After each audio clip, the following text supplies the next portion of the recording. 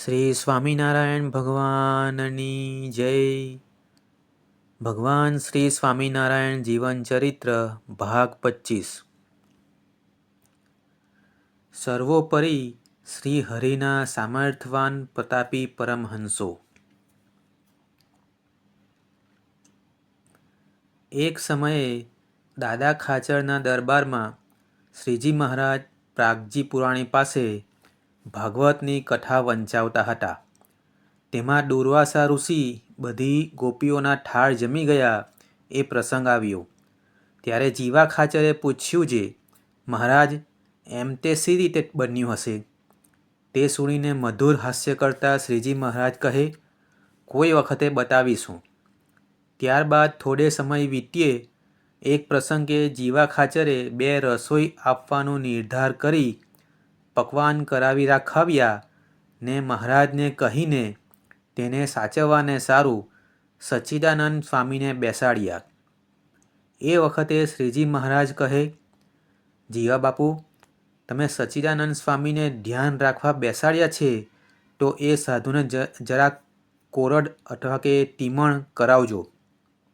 એટલે જીવા ખાચરે સ્વામીને કહ્યું કે, સ્વામી, આપને અહીં જ બેસવાનું છે તો આપ અહીં બેહતા ઠકા આ પકવાનથી તમને જોઈએ તેટલું કોરડ કરજો. પછી તો સચ્ચિદાનંદ સ્વામી તો શ્રીજીની મૂર્તિને ધારીને કોરડ કરવા બેઠા તે બંને રસોઈના પકવાન પોતે જમી ગયા.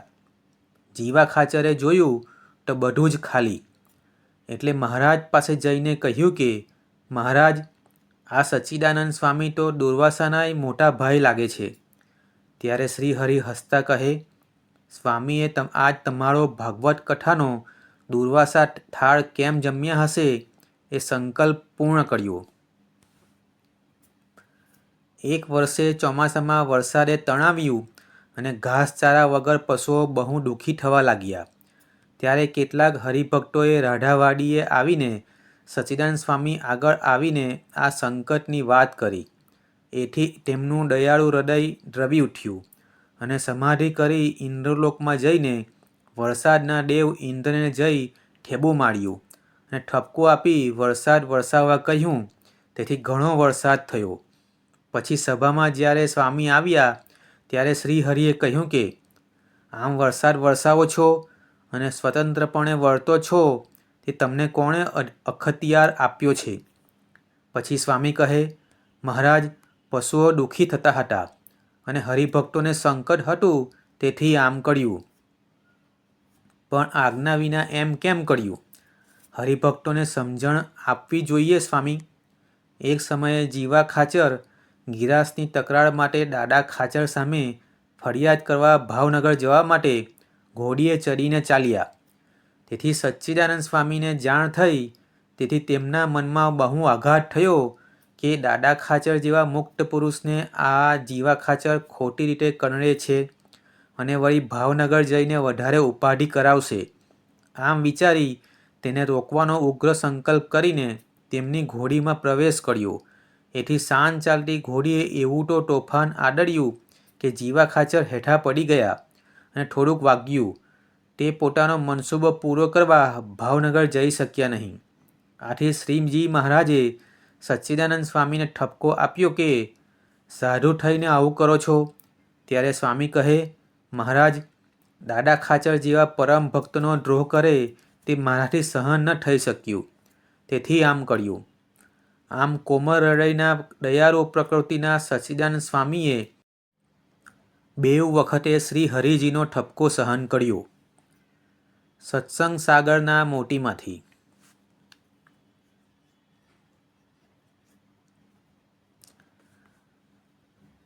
પ્રસંગ બીજો, જીવની નબળાઈ.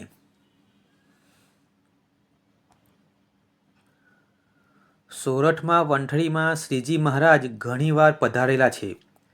પ્રથમ વળણી વિશે પધાર્યા ત્યારે ગામની નજીક દક્ષિણ તરફ એક પ્રાચીન સમયનો સૂર્યકુંડ છે.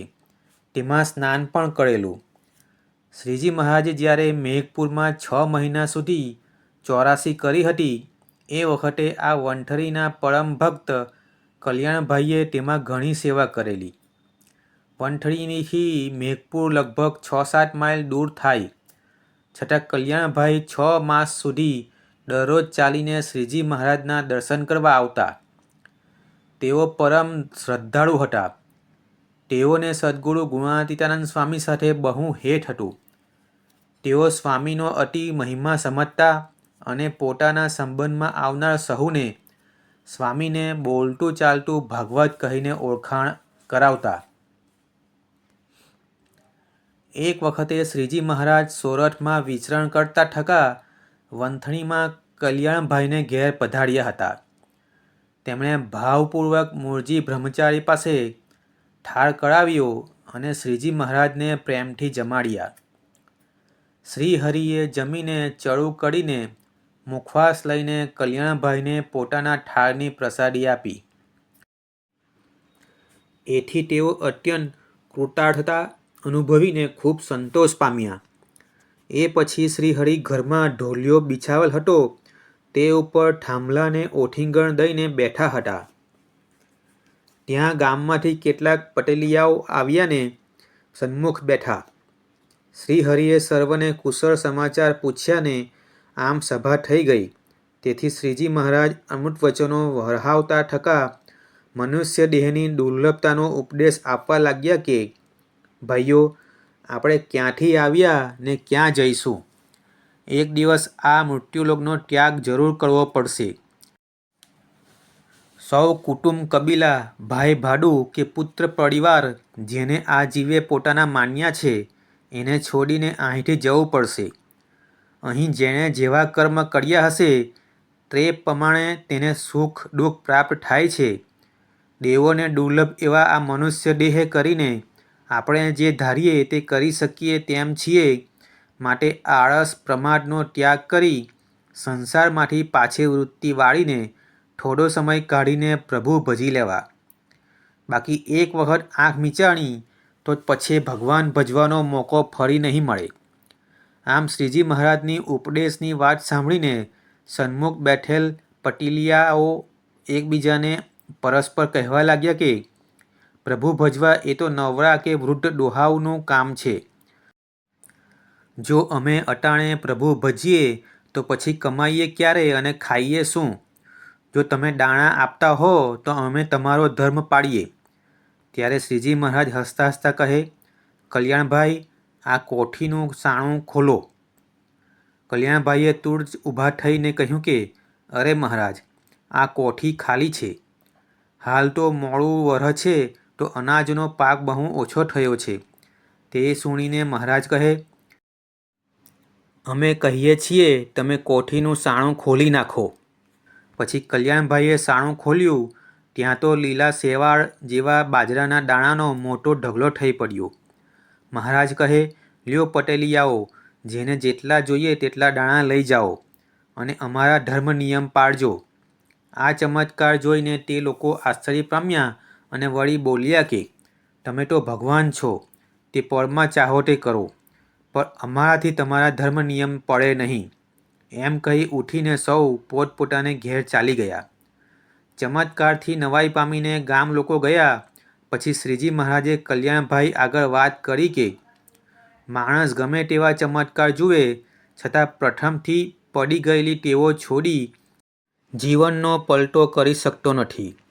જીવને ઢાળ ફેરવવો એ તો બહુ આકરું કામ છે. આગ્રહપૂર્વક પ્રેમથી સતત ઉપદેશ આપી સત્સંગના શુભ સંસ્કારોનો પ્રચાર કર્યા કરે તેના ઉપર ભગવાન બહુ જ પ્રસન્ન થાય છે. આ પ્રમાણે મહારાજે કલ્યાણભાઈને ઘેર ચમત્કાર જણાવ્યો હતો. જે થાંભલાને ઓઠીંગણ દઈને શ્રીજી મહારાજ બેઠેલા તે પ્રસાદીનો થાંભલો હાલ વંથલીમાં સ્વામિનારાયણ મંદિરમાં દર્શન થાય તેમ રાખેલો છે. સત્સંગ સાગરના મોતીમાંથી. જય સ્વામિનારાયણ. મારી આ ચેનલને સબસ્ક્રાઈબ કરવાનું ભૂલતા નહીં. આ પ્રસંગો, આ વિડીયો તમને સારા લાગ્યા હોય તો જરૂરથી લાઈક કરજો, બીજા બધાને શેર કરજો, જેથી તેમને પણ આ પ્રસંગો, આ ચરિત્રો જાણવા મળે. જય સ્વામિનારાયણ.